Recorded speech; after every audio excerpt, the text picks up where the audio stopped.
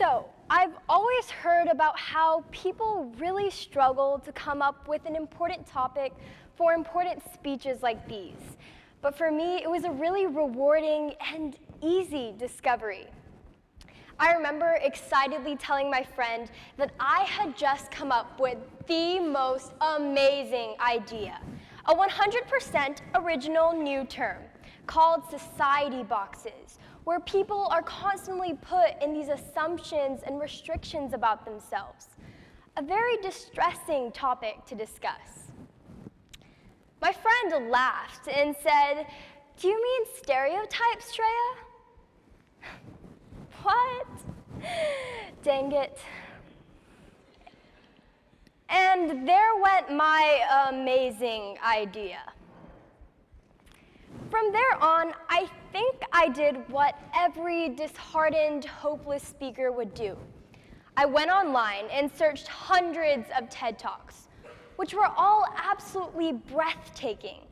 And I felt inspired to a certain extent. Did I now feel like I wanted to get out there and use my voice to change the world? Yes. Did I have this newfound confidence to present my message in front of everybody? Yes. Did I still feel lost and sorta, maybe, kinda, continue to procrastinate my speech topic? Hell yeah. But eventually, I decided to stick with my original topic and decided to present my discovery through a genuine story of my own. So, growing up as the only Indian girl in my school, it was really hard for me to mix in and bring my distinct Asian culture to blend with the American culture I fully embraced at school. And as I grew older, 3rd, 4th, and 5th grade, the differences about myself started to seem more jarring and inhibitory as I felt the signs of a restriction of stereotypical Indian traits being forced upon me by my peers. Signs like how when I did one Bollywood dance at school, suddenly my friends thought that Bollywood dancing was the only way you could greet me. And how when I hosted Indian cuisine once at cultural night, suddenly curry became all I could ever supposedly eat. And how whenever I had long braids, basically every day, I was frequently compared to Pocahontas, not even the right type of Indian. This was my first experience in a society box, comprising of the stereotypical views thrust upon me as an Indian and the stigmas surrounding this ethnicity that I was expected to encompass. And although I truly treasured my heritage, the constant stereotyping at school caused me to start to doubt myself. And eventually, my true desires started to show up whenever my friends and I would play these pretend games. Whenever we would play these pretend games, I could be anyone I wanted to be. So I would pick a character I wanted to be in real life. I would change my name to my dream name, Mackenzie. I'd have an American Girl doll, and I'd do Bollywood every minute of the day, and just fully embody this personal mix of an American vision that I wanted to represent. This was the society box I wanted to be stuck in at school. Not the one with the brown girl with too much facial hair who speaks this unknowable language. I just couldn't understand why it was so unbelievable that I could be like everyone else because I was outwardly different. And I remember staring hard in the mirror and looking, examining, and wondering how to get rid of this identity restraining me to the restrictions of being myself. Because of these prior harmful experiences, my excitement went through the roof when my parents told 11-year-old me that I was to move from my small private school into this one massive public middle school. I was elated that I would be able to start a new social life of my own, where I wouldn't be bound to those stereotypical views in a more diverse and accepting environment. But over the course of a few weeks, I found myself stuck in yet another society box. This one solely based on my outward appearance of being shorter and the fact that I was a year younger. But this time, I accepted it. And throughout those middle school years, I learned of a new word: stress. Something to describe the anticipation churning within me every time I unconsciously pretended to be someone I wasn't in order to fit in. But by 9th grade, I was officially an integrated part of the social circle, and I finally felt as if I was being valued as an imperative and engaging person to be around. And then one day, my life took a sudden downturn.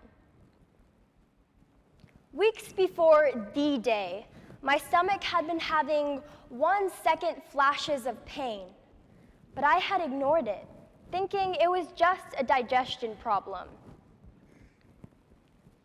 But one day, the pain became constant and excruciating, and I immediately called my parents. But when we rushed to the emergency room, the doctors told me that they would give me painkillers for now, but nothing could be diagnosed until labs and specialists were involved. Perhaps it would stop, they said. The pain and the trips to the bathroom never did stop. And so this cycle of labs, eating, throwing up what I had eaten, and trying to get those 5 minutes of sleep on the cold bathroom floor continued.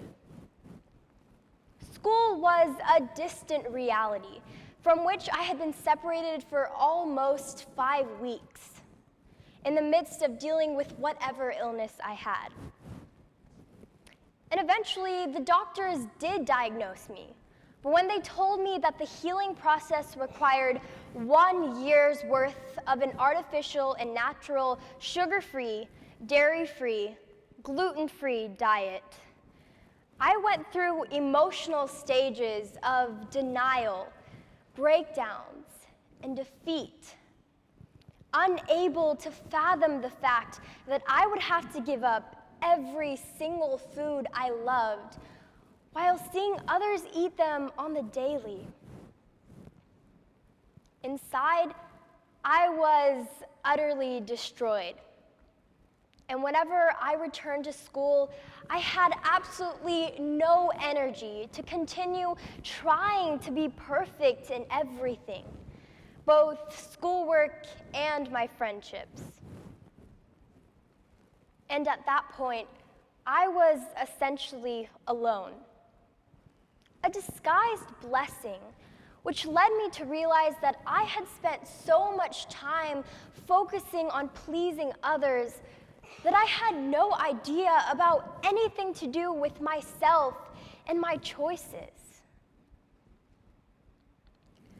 Around that time, I joined a program called Youth Philanthropy Initiative, YPI, a program focused on leadership, motivation, and helping others.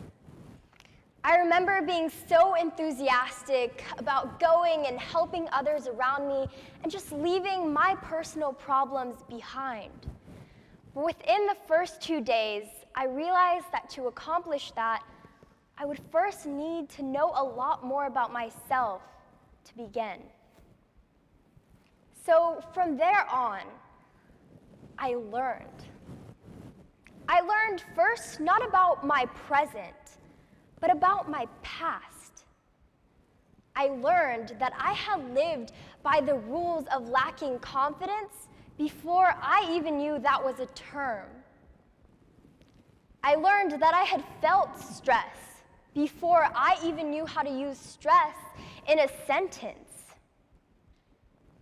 both of which were caused by my constant unconscious effort of trying to fit in at school. I've always known that society has these stereotypes of how people should be and who they should act like and where they should end up. But the problem arises when we try to take human beings with multifaceted beliefs and characteristics and try to fit them in these small, predefined boxes based on individual situations. Society boxes or stereotypes, it doesn't matter what you call it. But the truth is we often get pulled into the societal pressure to act how others want us to. And in the process, we forget who we want to be. I learned that I didn't know myself at all. And although I aspired to be a leader and inspire others, I would first need to learn self-confidence, steadiness, and a deeper overall knowledge of myself to begin with. And so this time I learned in multitudes about the fact that I love dancing, not just Bollywood, but contemporary, tap, jazz, ballet. About the fact that I love meeting people, not just Indians or Americans, but people of all different cultures and backgrounds. And about the fact that I love math. I'm so sorry. And I learned that I'm probably not the best at any of these things. But my willingness to succeed and to laugh when I'm wrong helps me. And finally, I learned that I embody myself and no one else because I deem it so. In life, everything occurs because of power, and this situation is no different. We have control over our actions, our thoughts, and our body, and therefore, we hold the power to dictate who we can and can't be. The first woman in science, the first environmental activist, and the first African American president only had one thing in common. They took back their individual power. When you take back that power and hold it to your true character and interests, you have achieved ultimate success and self-confidence because now you have the ambition and the means to achieve what you want. You have created a society which you control. And although you will face obstacles, the discovery of accepting yourself as self-assured helps defeat any you may face. Every human being has a beautiful individual identity, which stereotyping leads to ignore and conform. Taking back your power means creating a society for your ethics and who you encompass, creating a society for you. A year ago, I took back my own individual power, the only thing I could control in that point in time. And now I'm on this eternal journey of discovering myself and using my life and the activities like YPI to help better, mature, and expand this identity which is Shrea. An amazing process. I encourage all of you to take back your power. Thank you.